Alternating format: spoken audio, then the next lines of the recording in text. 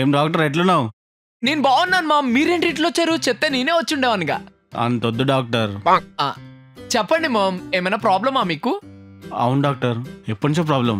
ఎవరు చెప్పుకోలేక నాలో దాచుకోలేక నరకయాతన అనుభవిస్తున్నాను డాక్టర్.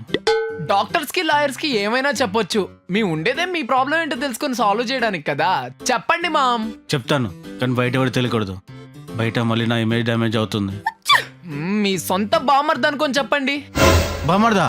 అయితే నా పిల్లని తమ్ముడు, అయితే చెప్పను. సరే, మీ సొంత తమ్ముడిని అనుకొని చెప్పండి మామ్. ఏం చెప్పనయ్యా, ఊరంతా నన్ను చూసి భయపడితే నా పిల్లానికి నేను భయపడుతున్నాను. అందులో ఏముంది మామ్, అడవికి రాజైన సింహమే తన పార్ట్నర్ చూసి భయపడుతుంది.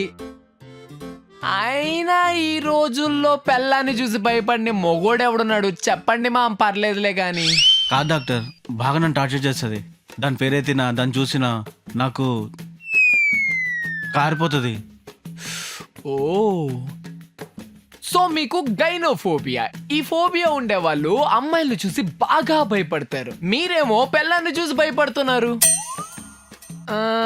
ఇది ఈజీగా సాల్వ్ చేయొచ్చు మామ్. అంతేకాదు, నా పిల్లలతోనే భరించలేకపోతుంటే వాళ్ళ అమ్మ, వాళ్ళ నాన్న, వాళ్ళ తమ్ముడు, వాళ్ళ రిలేటివ్స్ నా పైన పడి చేస్తారు. వాళ్ళని చూసినా కూడా ఒక రకమైన భయం, అసహ్యం. ఓ, అయితే మీకు సెన్సోఫోబియా కూడా ఉందన్నమాట. ఈ ఫోబియా ఉంటే రిలేటివ్స్ చూస్తే ఒక కైండ్ ఆఫ్ భయం వేస్తుంది అనమాట. అయితే తగ్గదా? ఎందుకు తగ్గదు మామ్, చాలా సింపుల్ గా తగ్గిపోద్ది. నేను ఒక టానిక్ రాసిస్తాను మామ్, ఎంహెచ్ అని చెప్పి. సో ఆ టానిక్ రోజుకి 180 రూపాయలు అవుతుంది.